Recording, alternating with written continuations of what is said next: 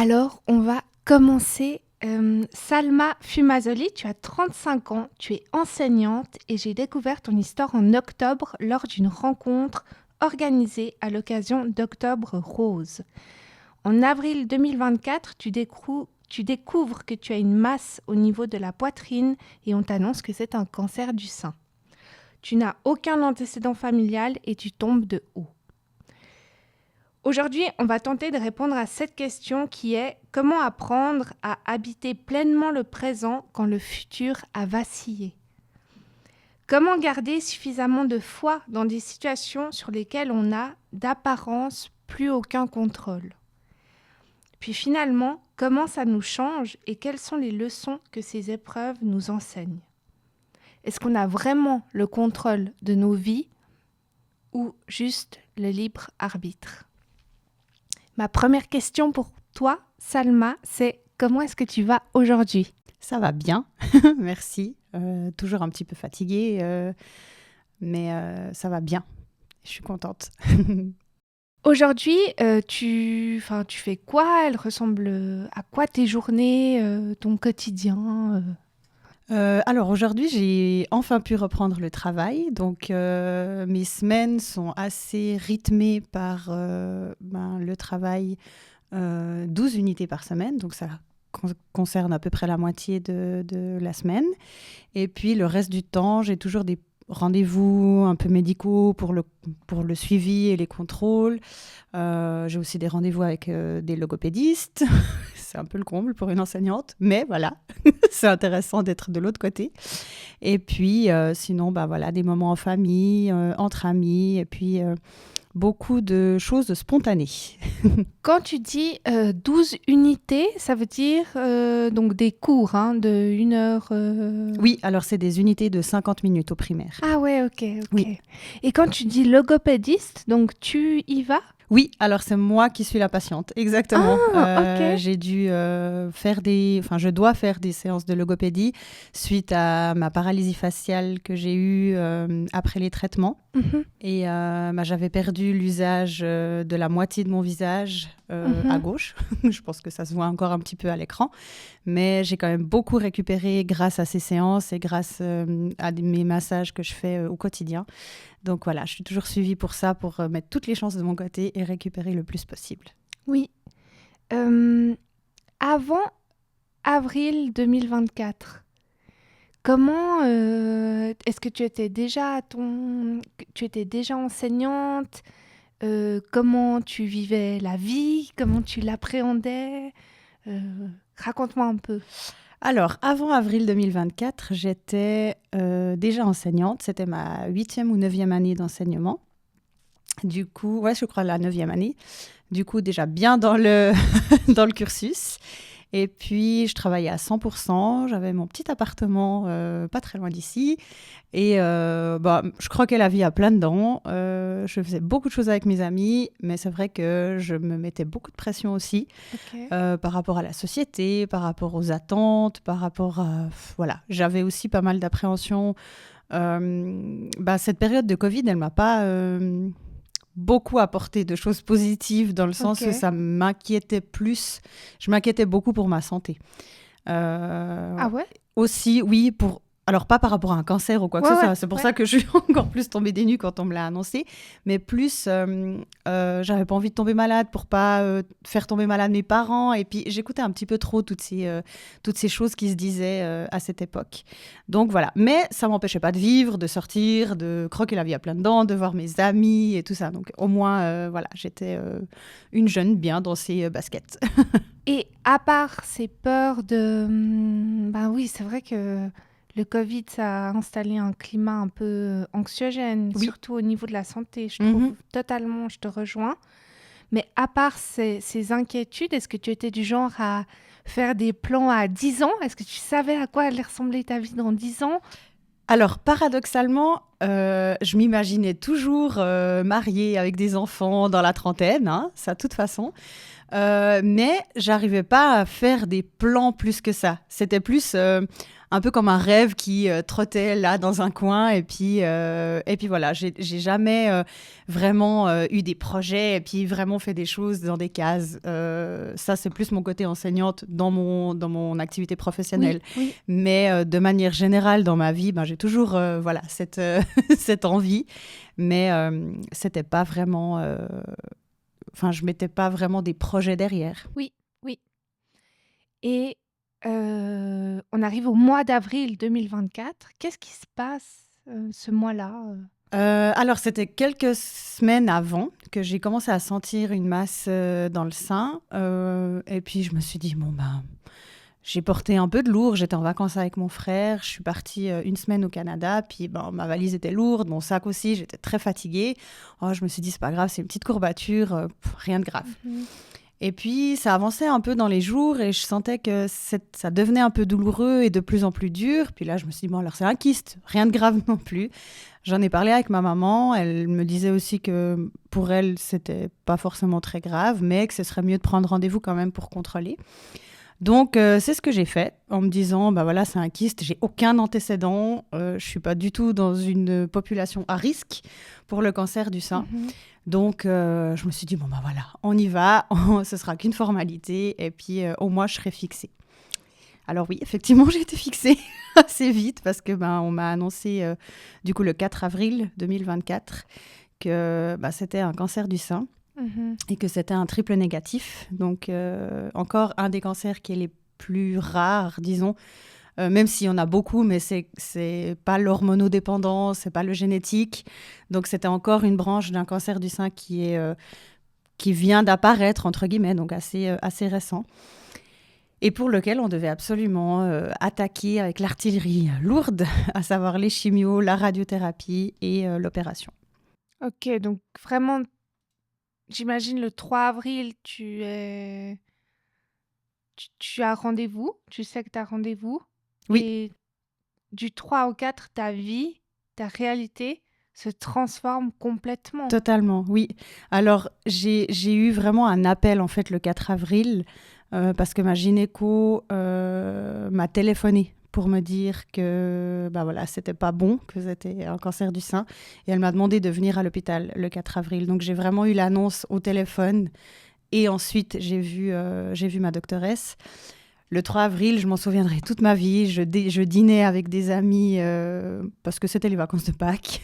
Et du coup, on dînait tous ensemble avec un groupe d'amis. Et puis, d'ailleurs, on se revoit demain. On se voit assez régulièrement. Ouais, puis, ouais. c'est assez drôle. Dans le calendrier, on se voit demain tous ensemble. Oui. Et donc, voilà, on dînait tous ensemble. Puis après, je suis allée encore faire des courses avec une des amies. Je savais que j'allais recevoir une réponse prochainement, mais sans que je me dise, OK, ce sera un cancer du sein et puis c'est ultra grave ce que tu as. Ouais. Et voilà, comme tu as dit, le 4 avril, ma journée a totalement basculé quand j'ai reçu cet appel.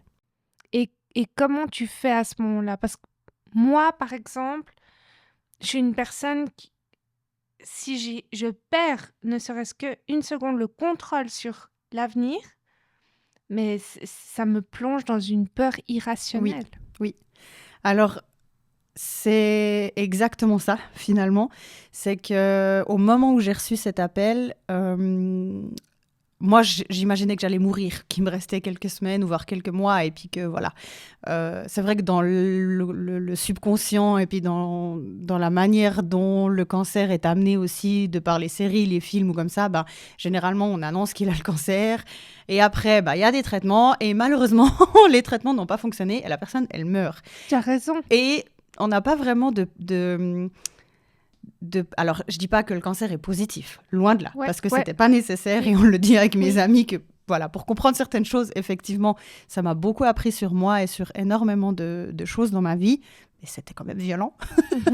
Mais finalement, on n'a pas de représentation actuelle que le cancer est finalement guérissable aussi. Et puis, oui, on a beaucoup d'étapes et puis on est suivi et c'est des traitements ultra lourds, mais il y a de l'espoir aussi derrière. Et ça, moi, je l'ai jamais vécu, je l'ai jamais entendu finalement. Enfin, pas vécu, je l'ai vécu, je le Oui, vis oui, au oui, quotidien. oui. Mais avant ça, je l'ai jamais vu. Donc pour moi, cancer est égal mort. Et je me suis dit, mais à 33 ans, enfin bon, j'ai pas d'enfant, je suis pas mariée. Ouais, Non, ouais, flemme. ouais, ouais. Franchement, flemme. Donc voilà, c'était vraiment ça.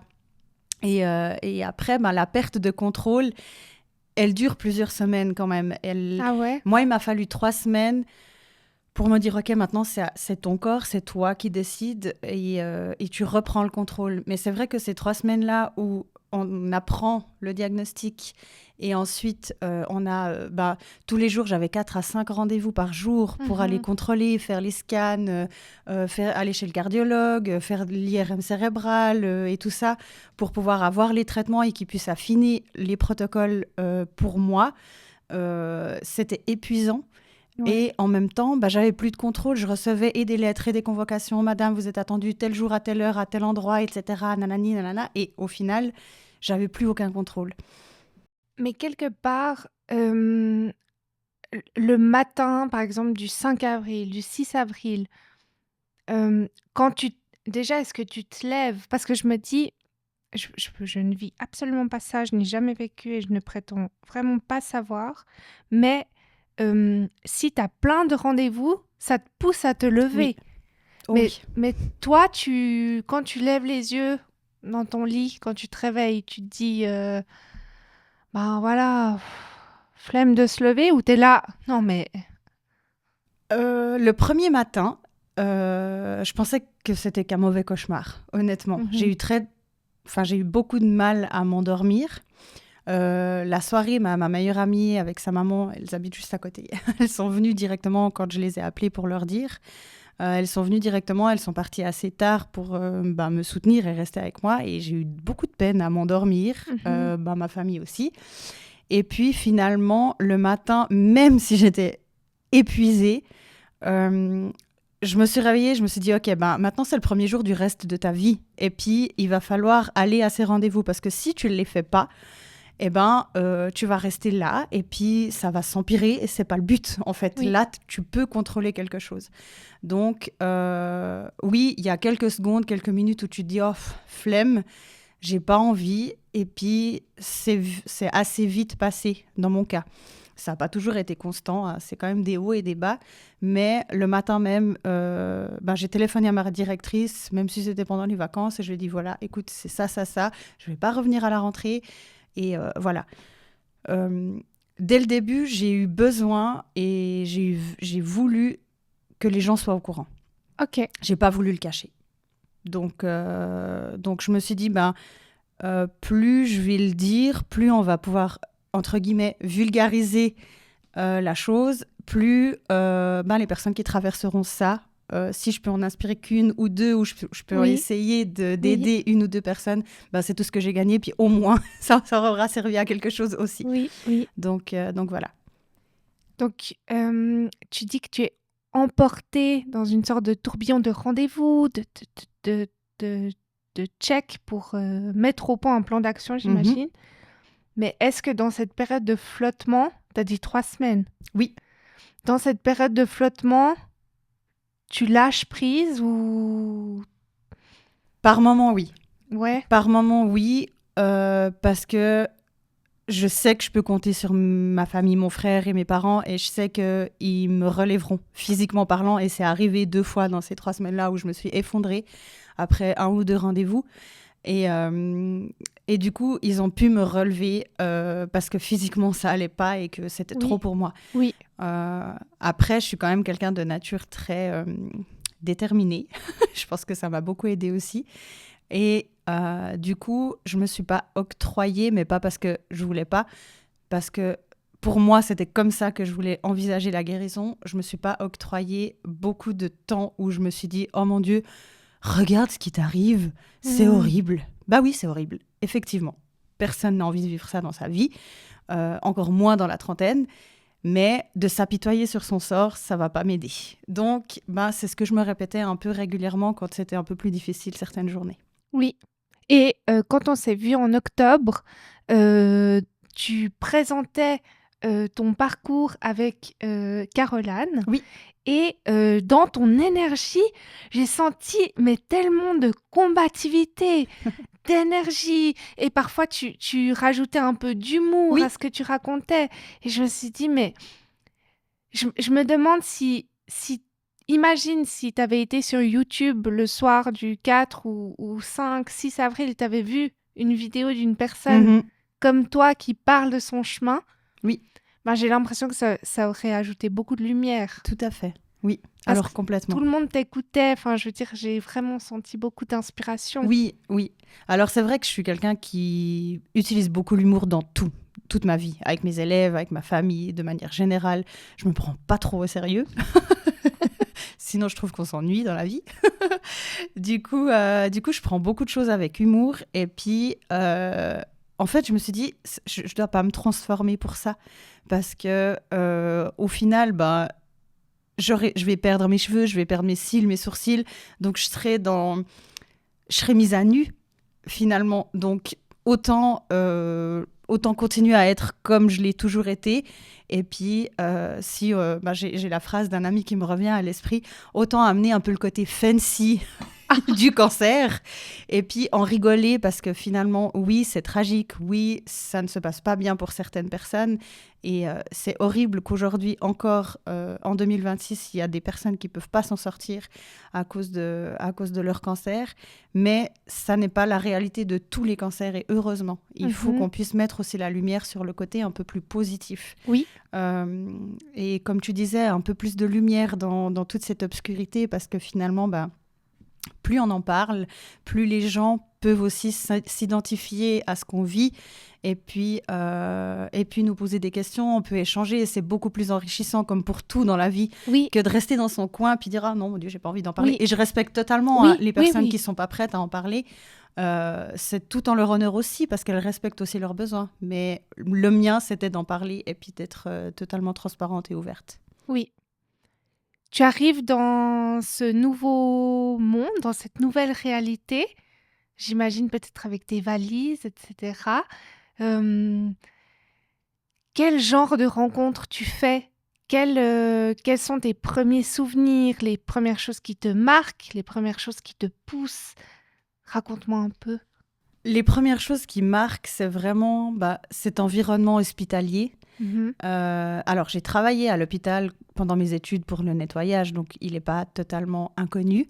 Mes parents ont travaillé aussi dans le domaine hospitalier, donc l'HFR, je le connaissais plutôt bien, mais de l'extérieur et pas vraiment de l'intérieur. Donc, c'est tout cet environnement hospitalier, les bruits, les gens qui sont pas, qui sont pas très positifs, qui sont inquiets, leurs peurs, les énergies. Je suis assez sensible aussi aux énergies. Et du coup, ça, je trouvais que c'était très lourd durant cette période-là. Et puis, les questionnements, finalement. Tout plein de questions, tout plein d'interrogations, de pas savoir un peu à quelle sauce on va être mangé et ce qui va se passer. Et les souvenirs qui me viennent à l'esprit aussi, c'est qu'on m'a dit que la semaine où j'ai été diagnostiquée, plusieurs femmes de moins de 40 ans ont aussi été diagnostiquées d'un cancer du sein. Mais je ne les voyais pas, ces femmes. Non pas que je voulais absolument voir des jeunes, au contraire, mais c'est vrai que chaque fois que j'allais au rendez-vous et que j'étais dans la salle d'attente de mon oncologue, qui est la salle d'attente de tous les oncologues de l'HFR, je voyais que des personnes âgées qui avaient 70, 80, 85 ans et je me disais « Oh mon Dieu, mais c'est horrible, quoi. Pourquoi ça m'a… » Le côté injuste était plus difficile pour moi encore à gérer en voyant la population qui était dans les salles d'attente. Pour les chimios, pareil. Et puis, quand j'en parlais avec les infirmières, je disais que c'était difficile pour moi de ne pas rencontrer des jeunes, que ce soit hommes-femmes, c'est égal, mais des jeunes qui avaient la trentaine, la quarantaine. Elle me disait, mais pourtant, il y en a et tout. J'ai dit, oui, certes, je pense bien, mais je ne les vois pas. Et ça me déprimait un petit peu à la longue, à chaque fois que j'allais à mes rendez-vous, parce que, au final, je ne pouvais pas échanger avec des gens qui étaient malades aussi, puis qui traversaient les mêmes choses que moi. Alors, mon entourage, mes amis, mes proches, ma famille, mon frère, tout le monde était à mon écoute. Je pouvais vraiment leur dire tout ce que je traversais et tout ce que je vivais. Mais ce n'étaient pas des gens qui vivaient la même chose que moi. Et du coup, ça, c'était un petit peu difficile à gérer. Et des fois, on a des questionnements que d'autres personnes n'ont pas. et c'est normal parce qu'elle Oui, ne traverse pas la maladie. Et ça, je trouvais un peu challengeant au début. oui, oui. Elles étaient où ces personnes? Bah justement, je sais pas. Ah, tu sais Non, toujours je sais pas. Je pense qu'elles avaient des rendez-vous à d'autres moments. Ouais, Alors, elles n'étaient pas toutes à l'HFR, elles n'étaient pas toutes traitées à l'HFR. Il y avait un autre cabinet d'un oncologue qui fait aussi les oui, chimios dans son cabinet. Et du coup, certaines étaient là-bas, d'où le fait que je ne les croisais pas. Donc voilà. Mais je pense qu'elles avaient juste les chimios à d'autres moments mhm, dans la semaine. Et puis on se croisait finalement pas. oui, Et finalement, comme on avait sensiblement des protocoles qui se ressemblaient chacune, on avait les mêmes rendez-vous à chaque fois de semaine en semaine. Donc moi, j'avais toujours mes chimios le lundi. Donc finalement, mhm, celles qui avaient le mercredi, elles n'allaient pas changer de jour. oui, Comme oui, moi, je changeais pas de jour. Donc oui, c'est pour ça qu'on se croisait pas du oui, tout pendant oui, le processus. oui. Tu dirais qu'à partir de quel moment tu prends vraiment tes quartiers et tu es, tu es aux commandes de la situation? Parce que c'est Ouais. même arrivé? Alors oui, c'est arrivé. Justement, après ces 3 semaines de flottement où j'étais constamment à ces rendez-vous et tout ça, le samedi, donc j'avais je commençais la chimio le 27 avril, je crois, donc le lundi. Et le samedi, non, le 29, pardon. Et le samedi 27, un bon groupe d'amis qui sont aussi mes collègues m'ont organisé une soirée pizza. J'adore les pizzas. Ils m'ont organisé une soirée pizza pour voilà, qu'on se voie un peu tous ensemble et me donner de la force pour ma première chimio qui allait débuter le lundi. Et du coup, je suis rentrée. Là, j'ai pris conscience que eux allaient reprendre l'école Ouais. le lundi parce que c'était encore les vacances. Donc, je sentais pas encore que ma vie avait totalement changé parce que c'était les vacances. Et là, je me suis rendu compte en rentrant à minuit, je me suis effondrée dans les bras de ma maman et je me suis dit, mais c'est injuste. Eux, ils vont continuer leur vie. Pardon.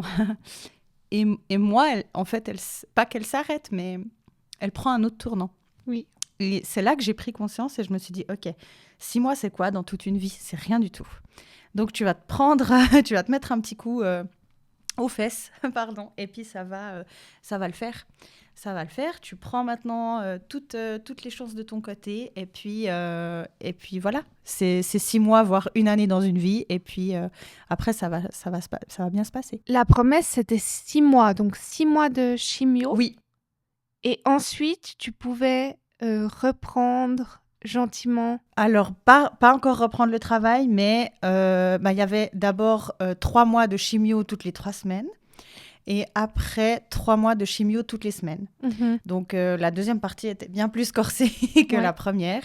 La première, je l'ai trouvée assez light. J'étais malade une semaine et puis les 2 semaines d'après, je pouvais un peu faire ma vie. Je voyais mes amis, j'allais me promener, je faisais du shopping. Ça n'a pas beaucoup... j'ai pas ressenti beaucoup de fatigue et d'effet à ce moment-là. Et la deuxième partie, donc de juillet à septembre, là, c'était un petit peu plus compliqué. J'ai eu les chimios toutes les semaines et c'était très intense. Comment est-ce qu'on appréhende la chimio? Parce qu'en même temps, c'est le remède à la guérison, Oui. mais je crois que ça engendre des transformations Mhm. et beaucoup d'effets. Oui. Alors, on n'a pas toutes les mêmes effets secondaires, donc ça peut aller...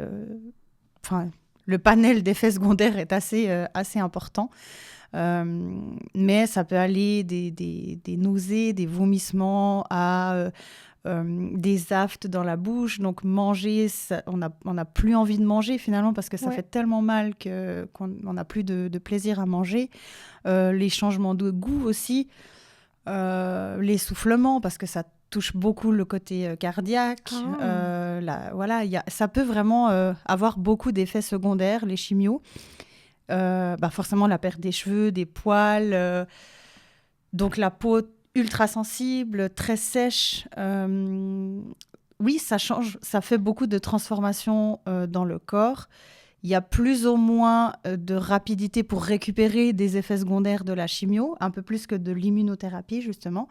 Et puis, voilà, ça dépend vraiment de chaque personne. Et c'est pour ça qu'on est suivi de près, qu'on a des rendez-vous assez réguliers avec l'oncologue pour savoir aussi est-ce qu'on est prêt pour la prochaine séance de chimio. On fait des prises de sang aussi régulières pour savoir les dégâts, entre guillemets, que ça fait sur le sang. Oui. Et là, tu mets en place un compteur où tu te dis, voilà, plus que tant de Ouais. chimio et après... Ah, c'est ça? Oui, Est-ce que le exactement. rapport au temps, il change? Oui, le rapport, alors le temps pour moi a toujours été cyclique, mais là c'était de semaine en semaine. C'était vraiment de semaine en semaine parce que j'avais la prise de sang le vendredi pour savoir est-ce que je pouvais faire la chimio le lundi. Je devais attendre le téléphone des infirmières en oncologie pour me demander comment je me sens et me dire ce qui est ressorti de la prise de sang. Et à partir de là, j'étais là, ok, ben, je vais pouvoir prendre mon petit cocktail lundi pour pouvoir aller détruire encore un peu plus, je l'ai appelée Ginette, détruire un peu plus Ginette qui s'est logée dans mon sein et qui cohabite avec moi quelque temps et qui s'en ira très loin et pour toujours. Oui. Et du coup, c'est plus cyclique. Moi, je me disais, ok, on arrive au vendredi, prise de sang, ça me donne l'autorisation, chimio le lundi. Et après, c'était comme ça à chaque fois, mes semaines qui se déroulaient dans ce sens-là. Et là, tu contrôlais la situation? Oui. Ah ouais? Ouais. Ou peut-être c'était l'illusion, je sais pas. Ouais, mais pour moi, je la contrôlais. Parce que je me mettais pas en danger dans le sens où je savais que je devais pas tomber malade. Donc, je continuais de voir mes amis tout en leur disant, si vous êtes malade, si vous avez un symptôme ou quoi que ce soit, je préfère qu'on repousse plutôt que je ne puisse pas avoir ma chimio. Parce que pour moi, le plus important, c'est de pouvoir avoir ma chimio. Et puis, on aura tout le temps de se voir après. Oui. Donc, oui, là, je contrôlais. J'étais droite, debout, et puis je contrôlais la situation. Mhm. Incroyable. Tu dis qu'au fur et à mesure, ça te met à nu. Oui. Parce que, justement, tu as ces effets sur le corps. Mm-hmm. Est-ce que ça te met aussi... Est-ce que ça change ta personne? Est-ce que tu vois des changements où tu te dis, mais à l'époque, j'étais comme ça, mais en fait, aujourd'hui, je vois totalement différemment ça. Ouais. Oui, alors totalement, ça change vraiment une personne. Hein. Dans l'épreuve, c'est là qu'on voit nos forces et nos faiblesses aussi. Moi, ça m'a profondément changé par rapport au stress que je pouvais avoir avant, aux petites choses de la vie, totalement insignifiantes. Mais oui, ça change beaucoup quand même. Et je relativise beaucoup plus maintenant. Je me dis, mais il y a tellement pire dans la vie, en fait, que voilà, quoi. Faut laisser passer et ce qui doit arriver arrivera, finalement. Même si on veut tout contrôler, finalement, j'étais pas du tout dans une partie de la population qui pouvait avoir un cancer du sein. Voilà. Résultat, j'ai eu un cancer du sein. Donc bon, j'ai rien contrôlé sur ce coup-là. Il y a des choses qu'on peut contrôler, des choses qu'on peut pas contrôler. Et je pense que c'est peut-être la chose la plus difficile à accepter en tant qu'être humain parce que la société fait qu'on a envie d'avoir des cases et puis qu'on a envie d'avancer étape par étape.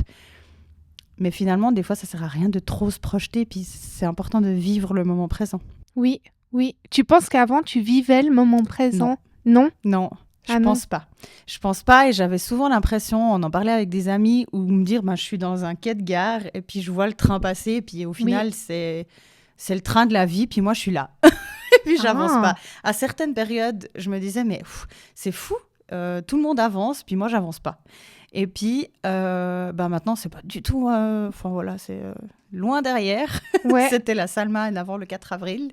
Et puis, et la Salma de maintenant, oui, bien sûr que je me questionne sur plein de choses dans la vie, mais je relativise aussi beaucoup. Et puis... Et maintenant, tu es dans le train? Oui, maintenant, je suis bien dans le train. Ah ouais, et même presque, tu le conduis, quoi. Oui, exactement. C'est trop bien. Même si j'ai pas beaucoup de compétences. C'est pas grave. Mais je le conduis. Tout droit. C'est ça, exactement. Est-ce qu'il y a un moment donc quand tu commences la chimio, est-ce qu'il y a un moment où les choses basculent complètement? Ça peut être positif, ça peut être la première fois peut-être que des cheveux tombent. Comment tu gères ce point de bascule? Il est arrivé très vite ce moment où on perd les cheveux parce que à la première chimio, elle m'a dit que 2 semaines après, entre 2 et 3 semaines après, on commençait à perdre les poils et les cheveux et tout ça. Et du coup, ça commence par un peu les petits poils dans le corps. Ça commence pas directement par les cheveux. Donc, je voyais tout à coup mes cils, mes sourcils qui commençaient un petit peu à se dégarnir, les poils sur les bras, sur les jambes, sous les aisselles et tout ça. Donc là, je voyais un petit peu ces effets-là, gentiment. Et puis, un jour, je me suis lavé les cheveux. Et puis là, en me passant le shampoing dans les cheveux, j'ai une touffe de cheveux qui est restée dans ma main. Et là, j'ai pris conscience. Alors, je me suis effondrée en sortant de la salle de bain. Là, j'ai pris conscience et je me suis dit, ah oui, effectivement, là, on ne peut plus le cacher. Maintenant, tout le monde le voit, finalement. Alors, non pas que j'ai voulu le cacher à qui que ce soit, mais là, c'était comme un petit escalier. Tac, on passait à une étape suivante où cette fois, des gens pourront peut-être avoir des questions. Et des regards peut-être un peu aussi, des fois malveillants, des fois juste de questionnement, d'empathie. Oh, mais pourquoi elle vit ça? Des choses comme ça. Mais voilà, être face à ce genre de situation, je prenais conscience que c'était un peu à ce moment-là que ça allait commencer. Il y en a eu? Il y en a eu. Pas de personnes que je connais. Ah, non, ok. Non, pas du tout. Ils ont toujours tous été super bienveillants. Je mettais beaucoup de turbans. J'aimais beaucoup, d'ailleurs, parce que c'était l'été, printemps-été. Je me trouvais assez jolie en turban, ça allait. Je gérais plutôt pas mal le maquillage, donc ça allait aussi. Au niveau des sourcils, on voyait pas trop que c'était dégarni. Mais il y a plein de moments où j'avais chaud, quoi. Il faisait chaud, c'était les canicules et j'ai enlevé mes turbans et j'ai osé un après-midi aller toute seule faire du shopping crâne rasé en plein mois de juillet. Et puis, je me souviens, j'ai fait une vidéo à mes copines, je leur ai envoyé, je dis, les filles, je vais avoir besoin de votre force, j'ai mon turban avec moi, mais en fait, je sais qu'il faut que je passe l'étape, il faut que j'enlève ce turban, que je fasse ça toute seule, parce que il faut que je sois crâne rasé et que je sois dans l'espace public, je trouve que c'est hyper important et tout. Et elles m'ont toutes envoyé plein de messages vocaux, des messages écrits, mais vas-y, on est toutes avec toi, allez, t'es forte et tout. Et je me suis dit, ok, tu sais quoi, prends pas ton turban dans ton sac, t'auras aucune possibilité... T'auras aucune possibilité de le mettre et tu y vas comme ça. Et de toute façon, c'est le miroir des gens. Si eux, ils te regardent, c'est qu'il y a quelque chose qui les dérange, enfin, ça les dérange eux finalement. Dès le moment où moi je m'assumais, pour moi, ça pouvait pas déclencher quelque chose de négatif, mis à part de l'inquiétude pour les gens qui allaient me voir, mais j'allais pas me retrouver avec des gens qui me disaient « Oh mon Dieu, t'es moche ». Ouais, c'est ce que j'allais dire. Si moi, je vois une personne en ville qui, par exemple, se promène crâne rasé, je vais pas plus, tu vois, être choquée ou m'arrêter. Mais j'ai l'impression que si moi, je le faisais, ou même, tu sais, ou même, ça peut être une personne, par exemple, qui décide de changer d'orientation sexuelle ou s'habiller d'une manière qui lui plaît, mais qui n'est pas socialement acceptable. Je me dis de faire ce pas-là en ville, en plus pas à New York, tu sais, mais... Oui, c'est à Fribourg, effectivement. À Fribourg, c'est tellement courageux. Et de ne pas mettre le turban dans ton sac. Oui. Est-ce que tu t'es imaginé des... Donc, tu as pris le bus, c'est ça? Non, j'étais en voiture. Ah, en voiture. J'étais en voiture, je parquais à Manor et puis après, je suis sortie comme ça. C'est comment le moment où tu sors de ta voiture à Manor? Alors, explique un peu. Là, j'avais beaucoup d'adrénaline. Je me suis dit, oh mon Dieu, c'est comme si j'étais, je sais pas, en train de courir un marathon ou je sais pas, j'étais là. Puis pour finir, j'étais là, mais voilà, au final, il y en aura de plus en plus malheureusement parce qu'on veut pas l'éradiquer, cette maladie. On veut pas trouver des solutions qui font qu'on peut ne pas se raser le crâne ou ne pas perdre ses cheveux. Donc, à un moment donné, ça va être la réalité. Et je trouvais que je restais dans ma ligne de conduite dans le sens où je voulais vulgariser, entre guillemets, toutes ces choses-là et finalement dédramatiser ces choses-là. Alors oui, c'est horrible pour une femme de perdre ses cheveux, sachant que j'ai toujours eu très longs comme toi, que je les ai toujours lissés, que j'adorais me faire des petites colorations et tout ça. Enfin, mes cheveux, c'était tout ce que je prenais soin le plus possible. Et du coup, oui, c'est terrible. Mais en même temps, ça signifiait que j'étais en train de guérir aussi, de les perdre. Donc, j'ai transformé ça en positif en me disant, voilà, c'est l'étape. Si je les perds, c'est que les chimios fonctionnent. Et si ça fonctionne, ça veut dire que Ginette s'en va. Et c'est ce que je veux. Donc voilà, c'est l'étape qu'il faut. Et ça repousse. Ça repousse. Et puis voilà, peut-être pas de la même texture qu'avant, mais ça repousse. J'ai de nouveau des cheveux. Tu vas faire ton shopping et tu profites? Je profite, à part quand 2-3 fois, j'ai des regards un peu insistants. Ouais. Étonnamment, pas du tout de personnes qui sont jeunes. Donc, quand tu me disais que toi, t'allais pas faire plus cas que ça, effectivement, toutes les personnes jusqu'à la quarantaine que j'ai croisées, aucune ne m'a mal regardée ou quoi que ce soit, plus certaines personnes qui m'ont regardée avec le sourire ou un peu émue. J'ai trouvé ça ultra chou. Et par contre, les personnes qui me regardaient avec insistance, c'était des personnes qui étaient plus âgées. Je pense, au début, ça m'a un peu touchée. Et puis finalement, en réfléchissant, je me suis dit, peut-être qu'ils avaient de la peine de voir qu'une jeune était malade. Et peut-être ça les questionnait sur certaines choses. Et puis qu'ils se disaient, oh mon Dieu, la pauvre et tout ça. Alors, moi, j'aimais pas du tout attirer la pitié, loin de là. Oui. Mais je pense que c'était le regard. Et c'est une autre génération, finalement. Ils ont moins l'habitude de voir des crânes rasés. Et voilà, donc... Mais j'ai pas eu de remarques désobligeantes ou quoi que ce soit. Mais pour les gens qui nous écoutent, est-ce que la bonne pratique à faire, c'est d'ignorer, enfin, de pas faire cas, ou par exemple de venir et dire ouais, moi, je trouve ça un peu déplacé. Si quelqu'un vient et dit courage, parce qu'on ne sait jamais ce que les personnes traversent. Non, effectivement, on ne sait jamais. Ouais. Après, je pense qu'on peut questionner. Si la personne, elle est prête à en parler, elle va répondre. Si elle dit, c'est pas votre problème, excusez-moi, bonne journée. Oui. Et puis voilà. Oui.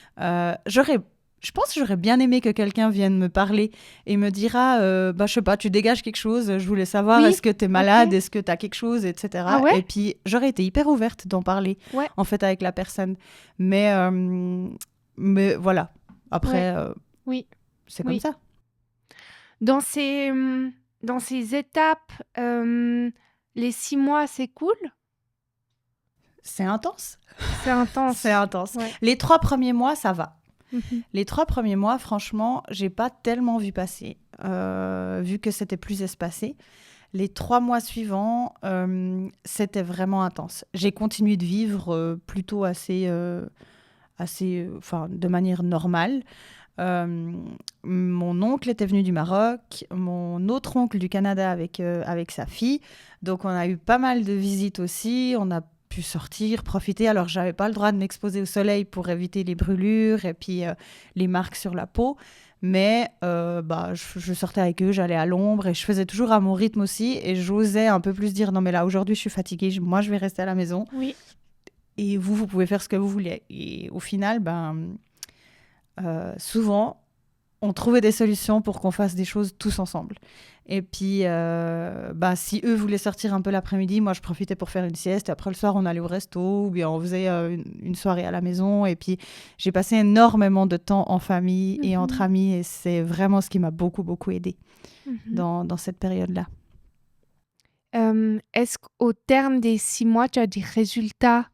Oui, alors il y a eu des résultats intermédiaires déjà en juillet entre les 2 cycles de chimio. Et du coup, là, j'avais eu un rendez-vous début juillet avec mon oncologue et puis avec ma gynécologue. Et elle m'avait annoncé que la tumeur avait diminué de moitié. Donc déjà là, je me suis dit, OK, je fais pas tout ça pour rien. Ouais.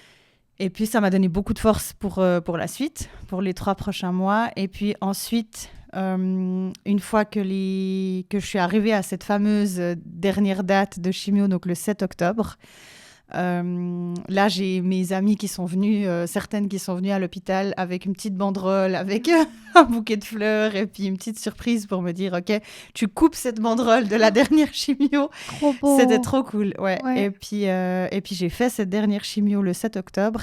Et en fait, c'est là qu'après, à partir de là, que tout a basculé et que j'ai eu énormément d'effets secondaires.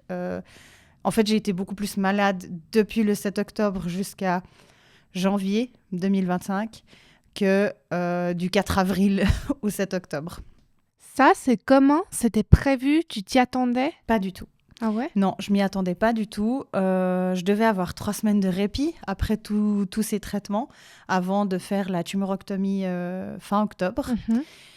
Et puis, le 18 octobre, je ne sens plus mon visage. Il bouge plus, l'œil ne se ferme pas, j'arrive pas à articuler, j'arrive pas à boire, il y a tout qui coule d'un côté et tout. Je me dis, oula, c'est quand même pas normal. Je pensais que j'étais en train de faire un AVC ou je ne sais quoi parce que j'avais la bouche qui tombait. Et je vais aux urgences et puis là, on me dit que j'ai une paralysie faciale. Du coup, ils ne savaient pas trop pourquoi, parce que ça peut être causé par le virus de la varicelle, comme par un virus, un coup de froid, ou voilà, la faute à pas de chance. Donc, dans mon cas, après tous les tests, c'était plutôt la faute à pas de chance. Ils ont dû faire beaucoup d'investigations pour comprendre ce que j'avais. Ils ne savaient pas trop à quoi c'était dû. Donc, j'ai dû prendre de la cortisone et puis un antiviral pendant 2 semaines et demie, 3 semaines, je crois, jusqu'à l'opération. Et puis, ensuite, je me suis fait opérer. Et l'opération s'est bien passée. Ils ont enlevé les potentiels restes de Ginette, même si j'avais ce qu'ils appellent une réponse complète après les chimios, c'est-à-dire que tous les gros résidus étaient partis, mais ils nettoient toujours pour être sûr qu'ils font un peu ce périmètre de sécurité comme pour les grains de beauté. Et du coup, ils nettoient le tout pour être sûr de tout enlever. Et donc, suite à cette opération, je rentre à la maison après mon hospitalisation et toujours avec la moitié du visage qui était totalement... qui bougeait pas finalement. Et puis là, je vais pour un contrôle, je crois que c'était un contrôle post-opératoire. Et puis ensuite, je devais voir aussi mon oncologue. Et elle voulait faire une ponction lombaire pour savoir est-ce que les effets que j'avais, c'était lié à l'immunothérapie. Parce que pendant toute la période de la chimio, j'ai eu de l'immunothérapie aussi. Ça permet de booster les cellules à reconnaître les potentielles cellules cancéreuses. Ouais. Pour toutes les détruire si tout à coup elles voulaient se loger ailleurs. Et je devais encore continuer, après l'opération, sur plusieurs cycles cette immunothérapie. Donc, elle voulait quand même être sûre que ce n'était pas une réaction à ça pour éviter de me remettre dans une situation où j'allais avoir des effets secondaires. Donc, j'ai trouvé ça très futé de sa part et vraiment, je l'en remercie d'avoir fait ces tests-là.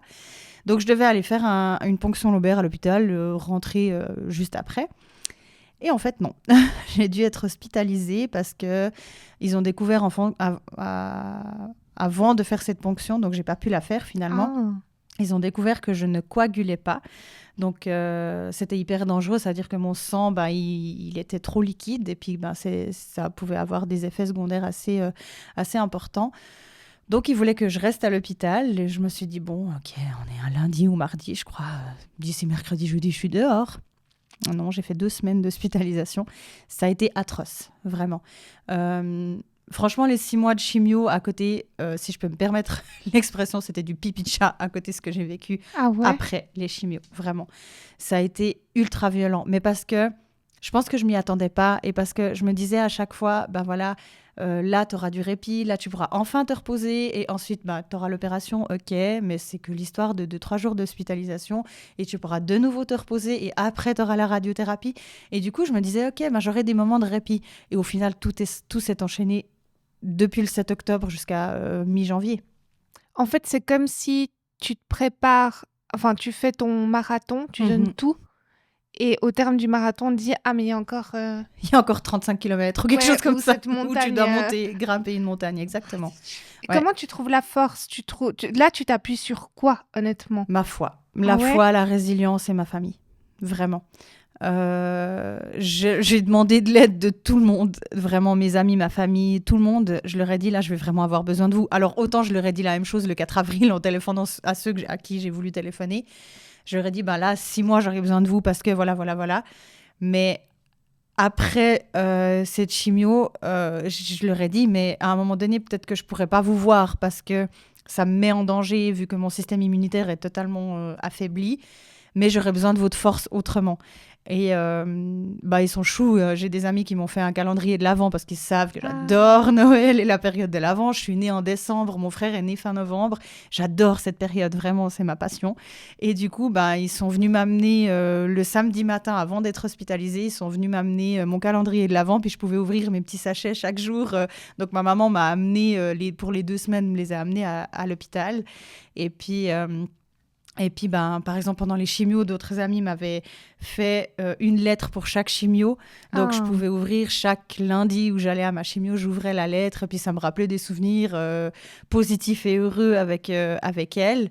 Et du coup, c'est toutes des attentions qui m'ont permis de tenir sur la longueur, finalement. C'est ça qui m'a donné beaucoup de force. Mais la positive attitude, si on met à part les autres, toi, parce que des fois on peut dire non, mais là, la positive attitude, ciao. Ouais, alors là, pendant l'hospitalisation, c'était difficile. J'arrivais pas. Je faisais que pleurer tout le temps. Je disais aux infirmières, mais laissez-moi sortir, je suis mieux dehors, laissez-moi aller faire mon shopping, j'irai beaucoup mieux. Enfin, j'arrivais pas à être positive. Pas tout le temps. Disons, dans la journée, c'était plutôt 50-50. Mais tu as le droit, non? Oui, je veux dire, il n'y a pas de processus et de mode d'emploi. Chacun réagit comme il veut, mais... Des fois, j'ai l'impression, on te dit, regarde positivement, mais des fois, tu as besoin de tout envoyer. Exactement, ouais. Oui, alors tout à fait, parce que c'est même très sain de pouvoir, à un moment donné, pleurer un bon coup, crier, je sais pas moi, déchirer des trucs, enfin faire quelque chose qui permette aussi de décharger toute... finalement, toute cette frustration. Moi, ce qui me pesait beaucoup à cette période-là, c'est qu'en fait, ils ne savaient pas pourquoi ils me gardaient à l'hôpital. Et puis, j'étais là, mais les gars, j'ai eu un cancer du sein. J'étais pas hospitalisée. Là, vous me gardez pour une histoire de coagulation. Alors, je minimise pas, non. Mais une histoire de coagulation et une histoire de potassium qui se fixe pas. Mais... Et ça, c'était dans le moment, c'est pour ça que je l'explique comme ça. Et en fait, après coup, je comprends que j'ai été hospitalisée, c'est totalement normal. J'étais en danger réel. Oui. Mais je ne comprenais pas que, on avait réglé l'histoire du cancer et qu'au final, après le cancer, je me retrouve à être hospitalisée. Ouais. Pour moi, ça n'était pas dans l'ordre des choses. Et en fait, ils investiguaient, ils ne savaient juste pas pourquoi je coagulais pas, pourquoi j'avais pas de cortisol, pourquoi ma thyroïde fonctionnait pas et pourquoi j'avais eu cette paralysie faciale. Et une fois qu'ils ont mis bout à bout, il leur fallait bien 2 semaines en tant que spécialistes pour tous se rencontrer et tous pouvoir analyser le sang et analyser plein de choses. Et c'est là qu'ils sont venus me dire, écoutez, voilà, le potassium, c'est à cause de ça. Et tous les autres effets, c'est à cause de l'immunothérapie. Et puis j'étais là, mais... C'est-à-dire, quelle est la différence entre des effets secondaires de la chimiothérapie et quelle est la différence entre des effets secondaires de l'immunothérapie, finalement? Et là, c'était des questionnements que je me disais, mais pourquoi? Enfin, vous êtes sûr que c'est l'immuno? Pour moi, c'était encore le cocktail qui devait me donner pour éradiquer totalement les potentielles cellules qui pouvaient se promener. Donc, c'était difficile pour moi de me dire, OK, ce cycle-là que je devais continuer, je dois pas le continuer parce que j'ai eu des effets secondaires. Et comme une prise au piège un peu. Oui, je me sentais comme si c'était pas moi qui pouvais prendre la décision finalement de vouloir arrêter cette immunothérapie. Mais en même temps, elle avait fait tellement d'effets secondaires. Et puis je suis dans la population un peu très basse de gens qui ont eu des effets secondaires autant violents liés à l'immunothérapie. Donc, c'est pour ça que ça a pris du temps pour investiguer. Ils ont dû envoyer des échantillons de sang à Zurich, à Berne et à Lausanne pour essayer de comprendre parce que on l'utilise pas depuis très longtemps, cette immunothérapie, dans le cadre du cancer du sein. Et du coup, les effets secondaires, ils sont encore en train d'apprendre un petit peu à comprendre ce que ça peut avoir comme effet secondaire. Et finalement, ça peut aller de pas d'effets secondaires du tout à ce que j'ai eu moi finalement. Donc voilà, c'est encore un peu difficile pour les médecins de savoir et de nommer exactement ce qu'on pourrait avoir comme effet. Et en janvier, tu parles toujours de cette période de octobre-janvier, il se passe quoi en janvier? Alors j'ai commencé en fait la radiothérapie mi-décembre et j'avais 25 séances de radiothérapie qui s'étendaient sur 5 semaines, donc de mi-décembre à mi-janvier. C'est intense. C'est hyper intense, il fallait aller tous les jours, donc du lundi au vendredi, tous les jours à l'hôpital pour 15 minutes. Alors 15 minutes en tout, c'est-à-dire 5 minutes de préparation, 5-10 minutes de radiation et 5 minutes pour ramasser ses affaires et repartir. Donc ça a été sur 5 semaines avec une pause juste le 25 décembre et le 1er janvier. Et le reste du temps, c'était tous les jours à la même heure. Voilà, aller faire ma petite séance de radiothérapie. Et enfin, tout s'est terminé le 21 janvier du coup 2025. Tout. Donc là, oui. tu rentres, tu rentres dans cette après. Oui, exactement. Ouais. Les effets secondaires donc de cette immunothérapie, tu sais que tu les gardes combien de temps ou... Ils savent pas. Ok. Mais tu vis avec. Oui, là, actuellement, je vis avec, exactement. Mais ils savent pas. Alors, l'histoire de coagulation, ça s'était réglé directement quand j'étais hospitalisée, donc ça, heureusement.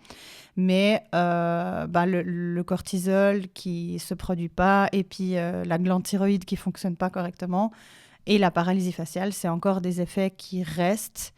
La paralysie faciale, les logopédistes et les neurologues disent que généralement, ça peut durer 2 à 3 ans pour récupérer parce que les nerfs prennent du temps pour pousser.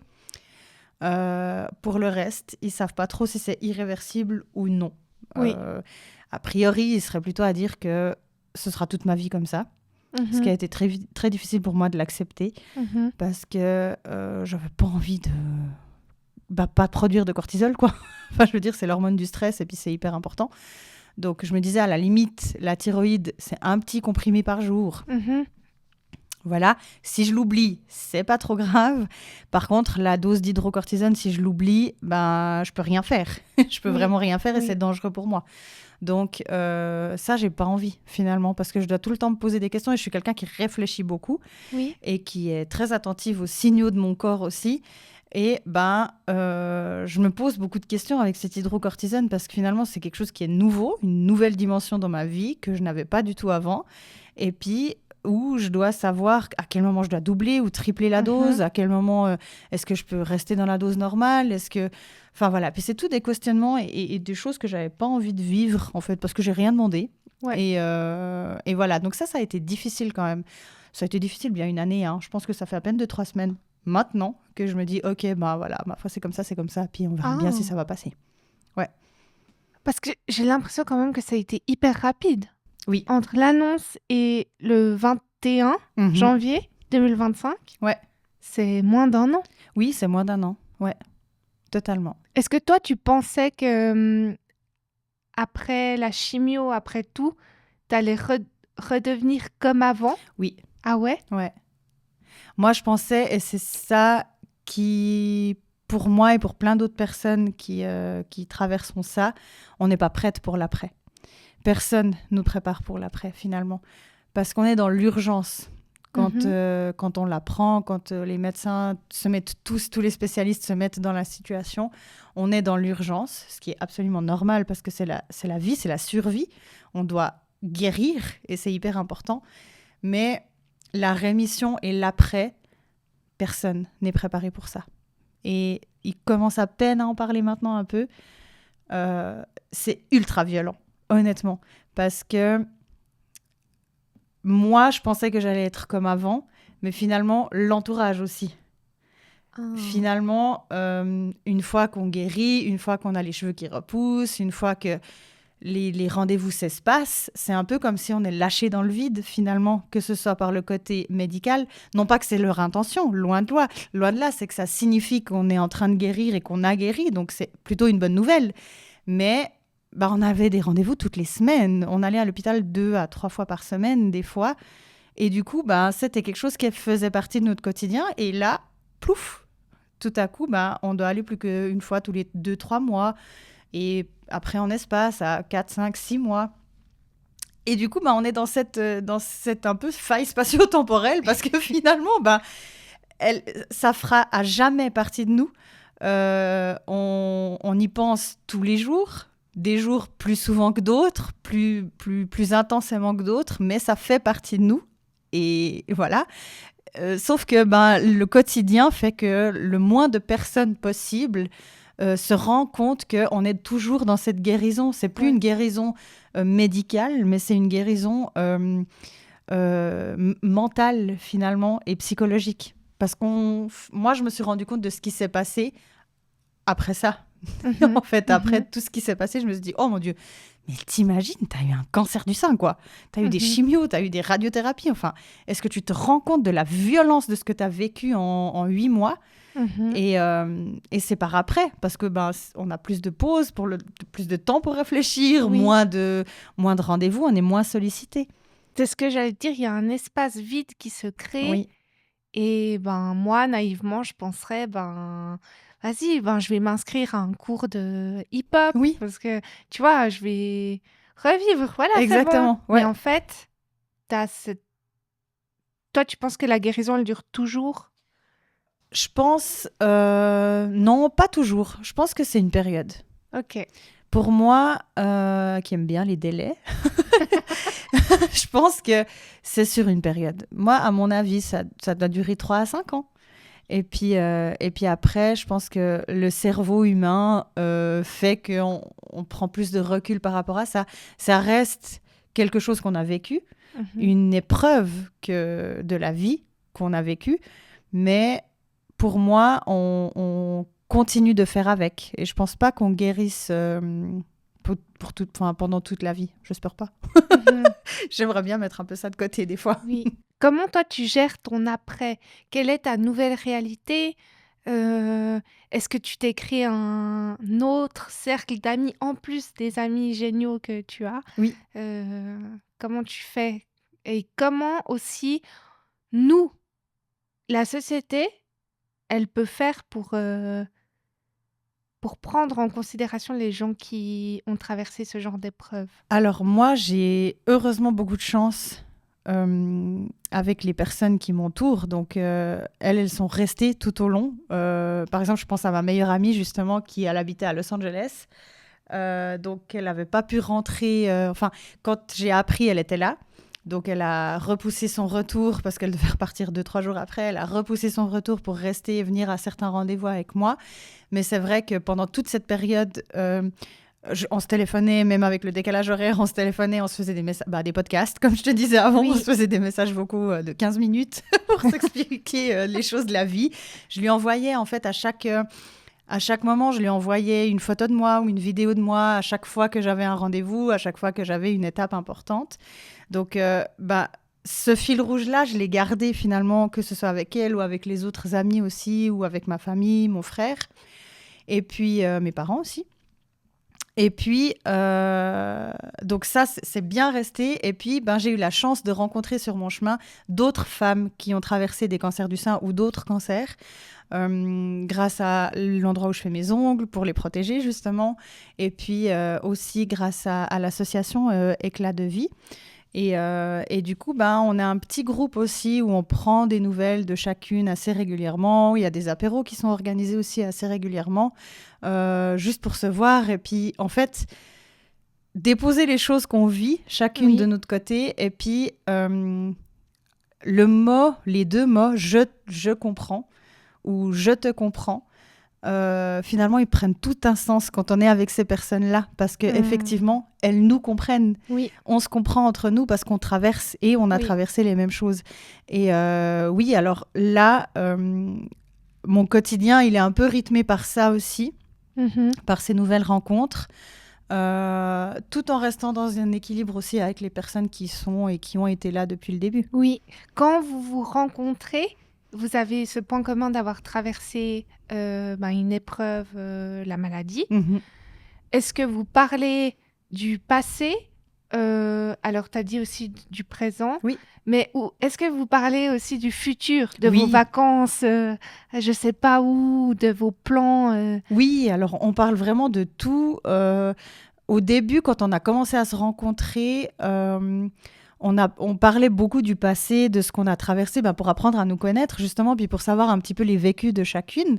Et puis maintenant, plus on se voit, plus c'est un petit peu plus spécifique ou voilà, ça dépend à quel à quel moment la personne en est de son processus de guérison aussi. Les discussions, elles sont un peu plus portées sur ou l'après, ou vraiment, comme tu disais, le futur. Je peux partir là-bas cet été, ou j'ai découvert ce livre qui parle un petit peu de ce qu'on a vécu, je vous conseillerais de le lire, ou des choses comme ça. Donc, c'est plein de petits échanges au quotidien sur la maladie ou non, mais avec la maladie un peu en fil conducteur. Oui. Est-ce qu'aujourd'hui, toi, tu te bats pour quelque chose ? Il y a des combats qui sont nés à l'intérieur de toi que tu veux mener ? Oui. Alors, j'ai toujours été un peu contre l'injustice. Donc ça, c'est encore assez fort présent chez moi. Mais le vrai combat qui ressort de ça, c'est que j'aimerais que ce soit le plus doux possible pour les femmes qui vont le traverser.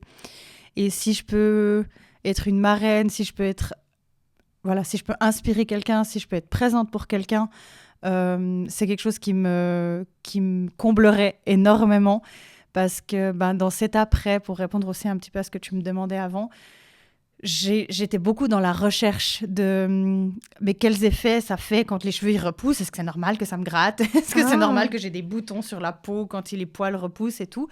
Et en fait, j'étais en quête de réponses, et personne ne pouvait me donner ces réponses-là à ce moment-là. Il y a peu de gens qui en parlaient. Donc j'allais regarder aussi sur Instagram, sur les réseaux et tout ça, pour voir des comptes de femmes qui ont traversé ces choses-là dans les autres pays et tout.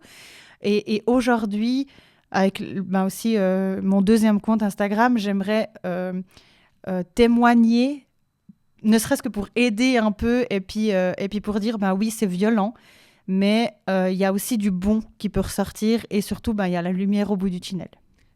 Je crois que ton compte, c'est À Cœur Ouvert, oui, c'est ça ? Exactement.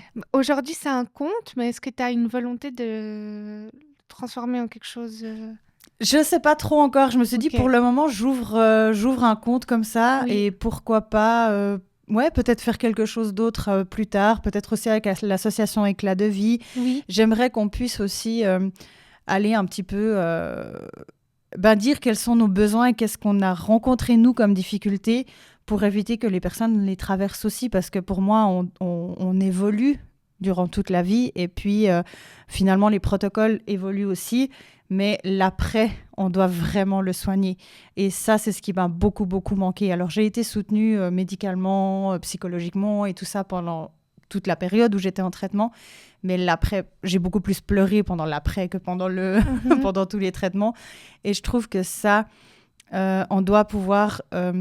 mon rêve ultime, ce serait de pouvoir ouvrir un centre où on pourrait proposer des thérapies complémentaires, où on pourrait proposer des espaces de parole, des espaces d'écoute, ça n'existe pas ? Ça n'existe pas. Ah ouais ? Non, pas en tout cas pas à Fribourg. J'ai pas conscience de... Oui, peut-être Lausanne, au niveau des associations, je crois qu'ils ont quelque chose à ce niveau-là, mais... J'adorerais, je sais pas, qu'on puisse sortir, faire des voyages entre nous, aller faire, aller en boîte de nuit, faire, comme tu disais, des cours de hip-hop, des cours de danse, donner plein de choses aux femmes pour aller dans le rythme des femmes qui sont en traitement ou qui sont en post-traitement, parce qu'on n'a pas la même forme physique. Une fois qu'on a traversé tout ça, on la récupère gentiment, mais je trouve que ça doit pas être un frein pour s'épanouir dans certaines choses, que ce soit dans la danse, l'art-thérapie ou d'autres choses. Et ça, ce serait un peu mon rêve ultime. Mais je trouve, c'est hyper nécessaire, parce que la société, déjà, j'ai l'impression que tout va tellement plus vite. Oui.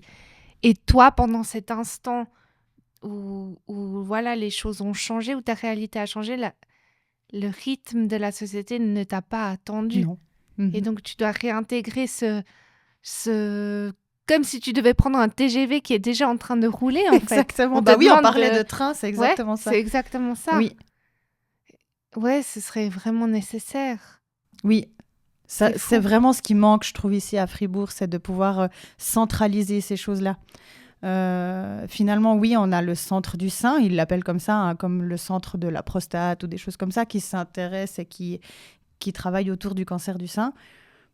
Mais c'est pas vraiment un centre, c'est un peu délocalisé à certains endroits. Des fois, on doit chercher chez qui on pourrait faire de l'acupuncture, chez qui on pourrait aller, chez quel ostéopathe, et des choses comme ça. Et finalement, avec le bouche à oreille, on se transmet des choses, mais ce serait génial, c'est un peu mon côté prof qui ressort, ce serait génial qu'on puisse avoir, je sais pas, une référence, un vrai centre, quoi. Un vrai centre où toutes les infos sont regroupées au même endroit.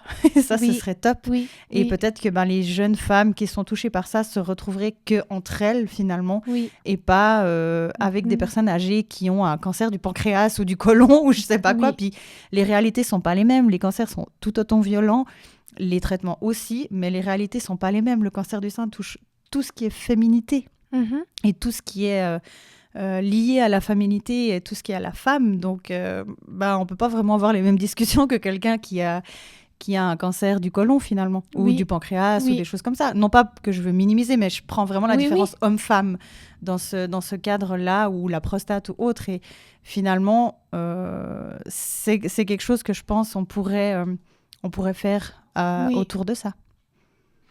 On avait des questions auxquelles on voulait essayer de répondre. Oui. Donc, c'était vraiment comment apprendre à habiter pleinement le présent quand le futur a vacillé.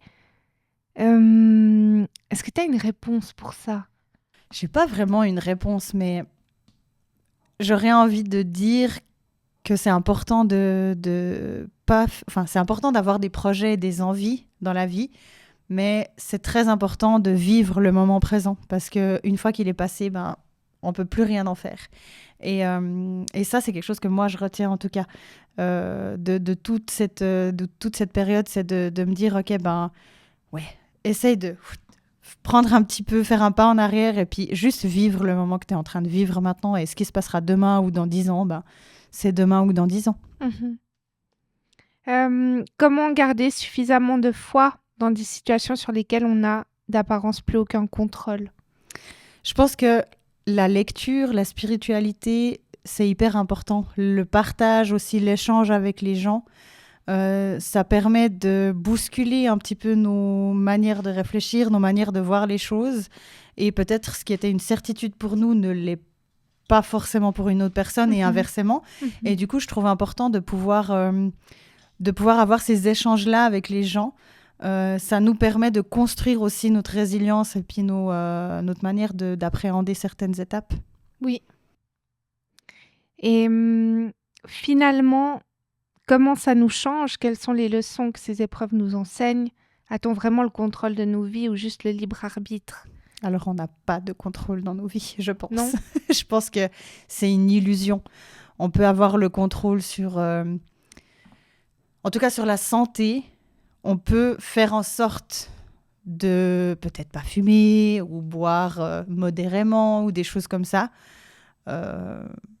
Mais ça n'aura pas forcément un impact sur un cancer ou pas. Je bois pas, je fume pas. Et j'ai eu un cancer du sein. Donc, c'est pour ça que j'arrive un peu à cette conclusion. C'est que j'étais dans aucune case finalement, et j'ai quand même eu un cancer du sein.